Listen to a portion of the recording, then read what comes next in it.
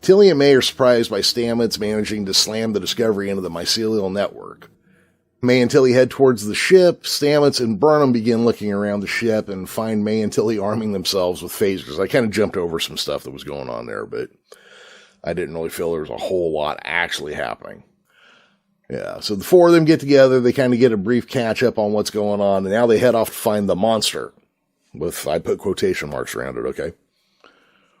As they're searching, they discover Hugh Culber, looking like he just watched every episode of My So-Called Life simultaneously. So Okay. Yeah. It still holds. Yeah. So this would be the commercial break. And this is the point where I first ask, they had no plan to bring Hugh back when they first killed him, did they? They were just going to kill him and just bury their gaze and move on, weren't they? Yeah. Obviously, I don't know. I don't sit in on the writer's room while they're making this stuff up, but that's the way it felt. It felt like fans were upset that they buried their gaze. And then they're like, oh man, we have to bring Hugh back. How in the heck do we do that? And this is what they came up with. See, it'd be easy if he was a Vulcan and had a Contra, they could just shoot off to the Genesis planet, but they don't got that. Nah, they ain't got it. That wouldn't come along for a while. Not for quite some time.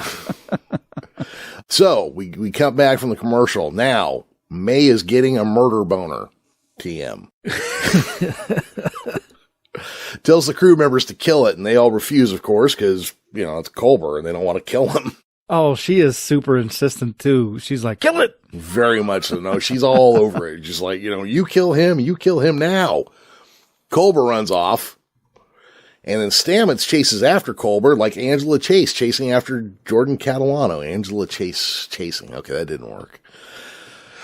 Yeah, I should have thought that through a little better. Okay, but Burnham tells Pike what's going on, and May points out that the monster is wearing the deadly bark-like armor.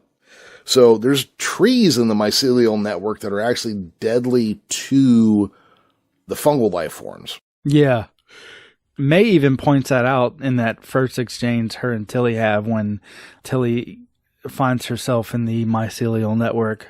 Yeah, don't touch those trees. There was that thing there.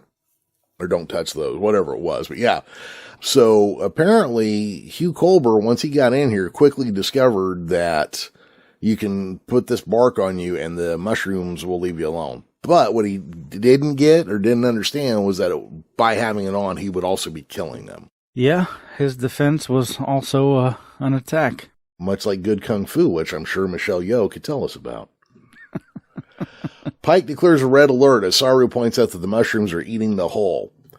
Tyler now calls Leland over his comm badge. This is, chronologically, this will be the first time I believe we see a touch your comm badge, and it's a walkie-talkie device. Oh, yeah, it is, yeah.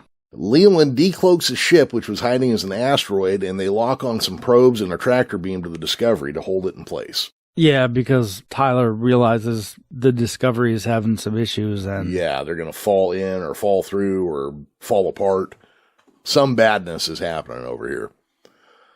So Stamets follows Culber, talking about when they met and they dated and they went to a museum, then they stayed home one day and watched the My So-Called Life marathon. As the rest of the gang show up, Tilly explains to May that Culber wasn't attacking them, he was defending himself.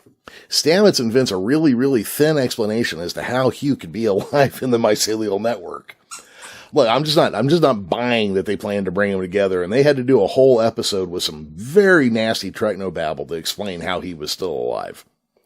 I just can't believe that this was the plan all along. Yeah, it definitely didn't feel like that, because you're right. They had a lot of technobabble. They really had to pull in some BS out of their pockets to get this one to make sense.